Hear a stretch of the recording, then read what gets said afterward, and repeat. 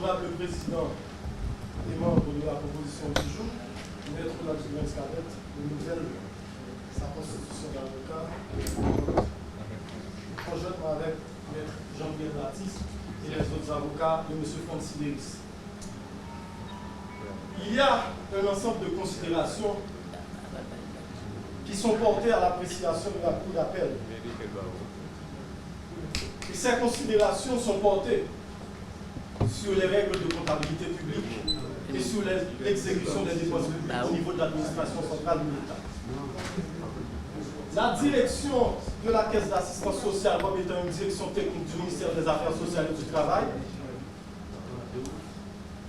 placée dans un schéma au niveau de l'administration centrale de l'État pour l'exécution de certaines dépenses et pour l'impression et l'émission de chèques, il y a un ensemble processuel qui doit être respecté. M. Francis Deris, comme ancien directeur de la Caisse d'assistance sociale, a été manifestement inculpé dans le cadre de ce dossier. Et en fonction de ces considérations, honorable président de la Cour et autrement de la composition du jour, nous allons démontrer sommairement comment le juge du premier degré a de bonne foi mal inculpé M. Francis Deris. La première considération à faire, dans la plainte qui a été déposée à l'unité de lutte contre la corruption, qui concerne l'organisation Auchan Haïti, le nom de M. Francis Deris n'était pas mentionné. Et comme de fait, pour l'émission de ce chèque, pour l'exécution de cette décision administrative au niveau de la direction de la Caisse d'assistance sociale, l'émission du chèque a été effective après l'administration de M. Francis Deris. Pour vous expliquer quoi? Lorsqu'une demande a été effectuée au niveau de la Caisse d'assistance sociale, il y a une procédure à respecter pour soit accepter la demande ou rejeter la demande. Et la plainte qui a été déposée à l'unité de lutte contre la corruption concerne totalement l'administration après M. Francis Deris.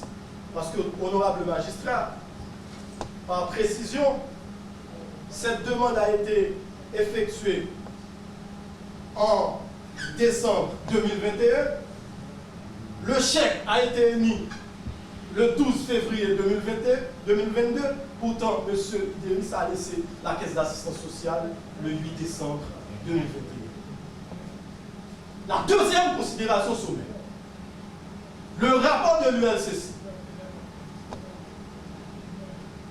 L'unité de la direction, le directeur général a saisi le parquet de Port-au-Prince. À travers ces demandes, M. Deris a été seulement cité comme ancien directeur et sur quoi c'est sur son administration qu'on a fait la demande, mais la demande n'a pas été traitée sur son administration. Et dans les demandes adressées au parquet par l'unité de lutte contre la corruption, le nom de M. Francis Deris n'a pas été mentionné. En fonction des considérations et surtout de l'article 123 du Code d'instruction criminelle, le juge d'instruction a la responsabilité d'instruire tout dossier en fonction du réquisitoire déformé du commissaire du gouvernement. S'il y a de nouveaux faits, le juge d'instruction a l'obligation, à travers une demande, une ordonnance supplétive, à demander une nouvelle charge au commissaire du gouvernement. Dans le cadre de ce dossier, M. Francis Deris a été inculpé par le juge du premier degré, le juge d'instruction en première instance, sans l'ordonnance supplétive du juge d'instruction et sans avoir été mentionné dans le réquisitoire déformé du commissaire du gouvernement. La troisième considération sommaire, honorable président de la composition du jour. M. Francis Deris, dans les considérations, dans les motifs adressés, mentionnés et avancés par le juge d'instruction, on a inculpé M. Francis Deris pour abus de fonction et association de malfaiteurs. Cependant, dans les considérations du juge d'instruction, il a été mentionné clairement que, à travers les réseaux sociaux, il y a la directrice qui a assuré la charge après Francis Deris a fait une publication sur les réseaux sociaux à travers laquelle on a vu la publication et l'émission d'environ 7000 chèques. Et honorable magistrat, le principe pour l'exécution des dépenses publiques au niveau de l'administration demande des considérations non seulement techniques, mais procédurales.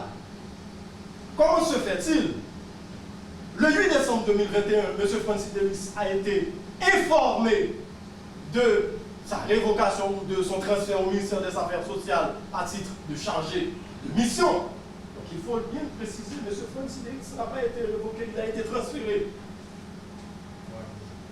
Les chèques qui ont été retournés au ministère des Finances, au ministère de l'Économie et des Finances, ce sont des chèques qui suivent la procédure tracée au niveau de la Caisse d'assistance sociale.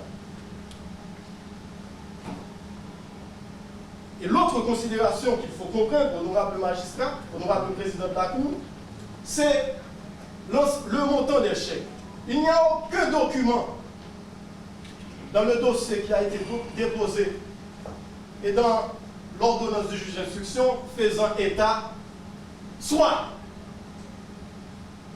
des témoignages ou d'un instrumentum, un instrument qui a été déposé ou une plainte par un autre membre d'une association malfaiteur quelconque. Sans aucune considération, sans aucun fait, le juge d'instruction a inculpé M.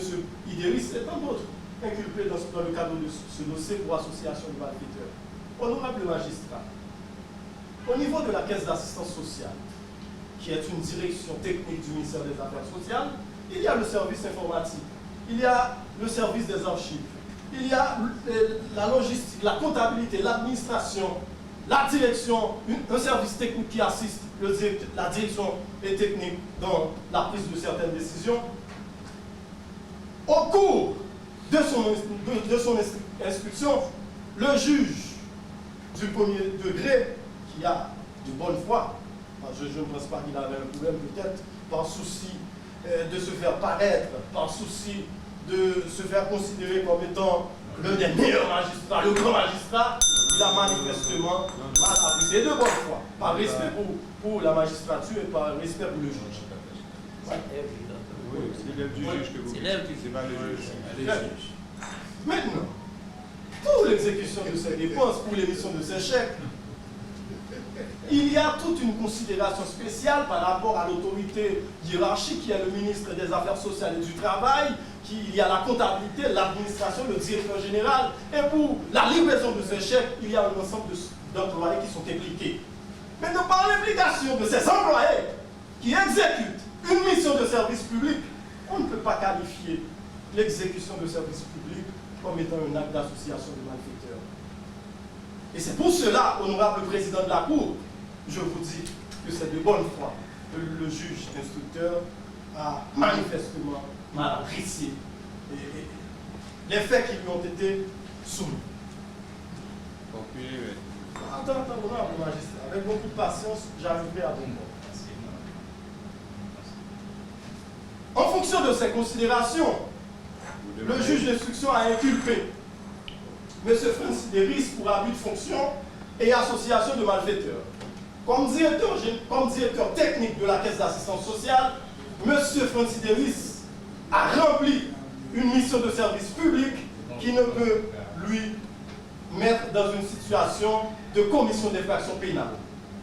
Et à ce titre, à ce juste titre, tous les actes posés par M. Francis Deris qui ne relèvent pas d'une faute pénale sont nécessairement de l'appréciation des autorités administratives, c'est-à-dire l'ULCC pour la corruption, la CSCA pour l'exécution des dépenses publiques et pour l'appréciation de la gestion administrative. Ainsi, je vous demande, honorable président de la Cour et les autres magistrats de la proposition du jour, je demande à la Cour d'écarter non seulement l'infraction à but de confiance et association malfaiteur utilisée par le juge, abus de fonction.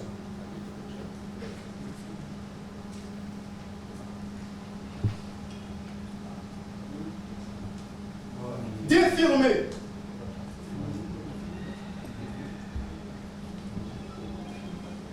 l'œuvre du juge d'instruction pour excès de pouvoir, pour appréciation manifestement infondée des faits, pour violation des droits et garanties judiciaires de M. Francis Deris,